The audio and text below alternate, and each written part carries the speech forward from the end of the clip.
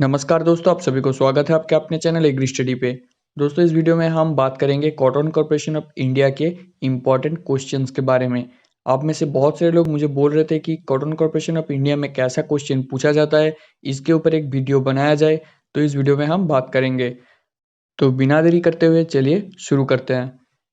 पहला question, dash is the first cotton hybrid. इनमें से कौन सा वैरायटी पहला हाइब्रिड कॉटन वैरायटी है? इसका ऑप्शन है भारलक्ष्मी, H4, बरूना, जॉयश्री। इसका सही जवाब है H4। H4 या फिर हाइब्रिड 4 वर्ल्ड की पहली कमर्शियल हाइब्रिड कॉटन है।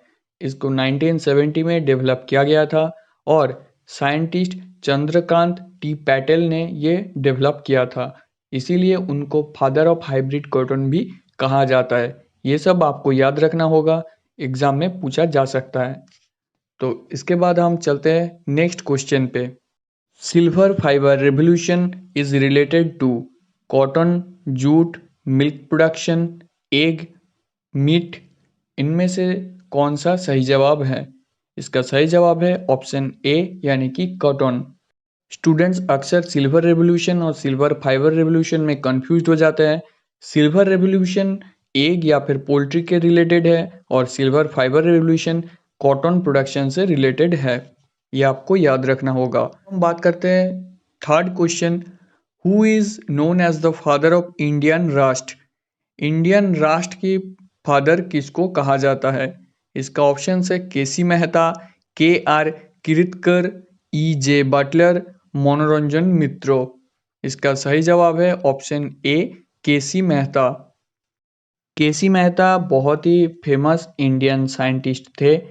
उन्होंने एपिडेमियोलॉजी ऑफ सीरियल रास्ट के ऊपर काम किया था और उन्होंने एक मोनोग्राफ लिखा था जिसका नाम है further studies on serial Rust in India. ये आपको याद रखना होगा। इन सब चीज़ों के कारण केसी मेहता को फादर ऑफ इंडियन रास्ट कहा जाता है। अगला जो क्वेश्चन है ये क्वेश्चन आपके लिए है। आपको इसका जवाब कमेंट सेक्शन में लिखना होगा। Cotton belongs to family dash. इनमें से कौन से फैमिली से कॉटन बिलोंग करता है? Option A cruciferae, option B anacardiaceae, option C malvaceae और ऑप्शन डी एस्टेरेसी। इनमें से कौन से फैमिली से बिलोंग करता है ये हमें बताइए। दी ऑयल कंटेंट इन देसी कॉटन। देसी कॉटन में कितने प्रतिशत ऑयल रहता है? 42 to 46%, 14 to 25%, 10 to 12%, 33 to 35%। इसका सही जवाब है ऑप्शन बी यानी कि 14 to 25% ऑयल रहता है देसी कॉटन में। Which of the following is a soft fibre. नीचे बताए गए फाइबर में से कौन सा सॉफ्ट फाइबर है? Jute, cotton, sisal, Manila hemp. इनमें से कौन सा सॉफ्ट फाइबर है?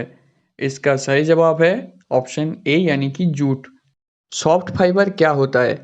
प्लांट स्टेम से पाया गया जो टेक्सटाइल फाइबर जैसे कि फ्लाक्स, हेम्प, जूट, रेमी, ये सब क्या होता है? सॉफ्टर होता है टेक्सचर में और इनका लेंथ भी ज़्यादा होता है हार्ड फाइबर के कंपैरिजन में।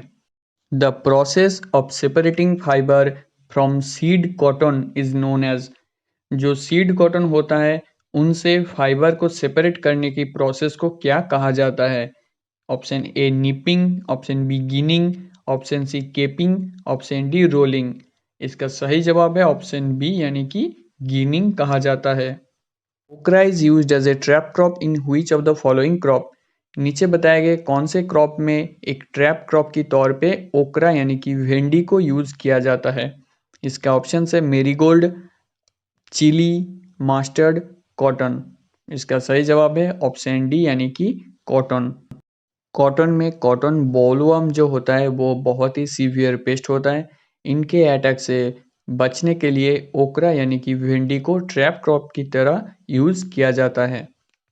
अगला क्वेश्चन है the short fibre of cotton is known as. Cotton के जो शॉर्ट फाइबर है उसको क्या कहा जाता है? Option A spindle, option B fuzz, option C ligule, option D auricle. इसका सही जवाब है ऑप्शन बी यानी कि फाज कहा जाता है। Delinting of cotton seed may be done with. Cotton seed की डीलिंटिंग किसके यूज़ करके किया जा सकता है? Option A citric acid, option B nitric acid, option C sulphuric acid, option D hydrochloric acid. इसका सही जवाब है ऑप्शन सी यानी कि सल्फ्यूरिक एसिड H2SO4 यूज़ करके डीलिंटिंग किया जा सकता है। डीलिंटिंग एक प्रोसेस होता है जिससे कॉटन के सीड कोट से फज यानी कि शॉर्ट फाइबर को रिमूव किया जाता है। इससे सीड की स्टोरेबिलिटी बढ़ता है और सीड बोर्न पैथोजन अटैक भी कम हो जाता है। इससे जो बोलवर्म एग रहता है सीड कोट पे वो डिस्ट्रॉयड हो जाता है। The fruit of cotton is known as, cotton के फ्रूट को क्या कहा जाता है? ऑप्शन है स्क्वायर, गॉसिपॉल, बोल और कैप्सूल, और option D axillary bud. Cotton fruit को कहा जाता है बोल या फिर कैप्सूल। ऑप्शन सी सही। अगला क्वेश्चन है world's first commercial hybrid cotton H4 developed by. पहले हमने बताया था कि वर्ल्ड का फर्स्ट हाइब्रिड कॉटन है H4। ये कहाँ पे डेवलप किया गया था? इसका ऑप्शन है Punjab agriculture university, university of agriculture science Dharwad, central institute for cotton research Nagpur, cotton research station Surat. इसका सही जवाब है ऑप्शन डी यानी कि cotton research station Surat. Father of hybrid cotton is, किसको फादर ऑफ हाइब्रिड कॉटन कहा जाता है? Option A CT. Patel, option B BP. Pal, option C Ram Naik, option D RS. Singh. ये आपका टेस्ट है, पहले हमने इसके बारे में डिस्कशन किए हैं। आपको कितना याद है आप इसको कमेंट करके इसका आंसर हमें बताइए।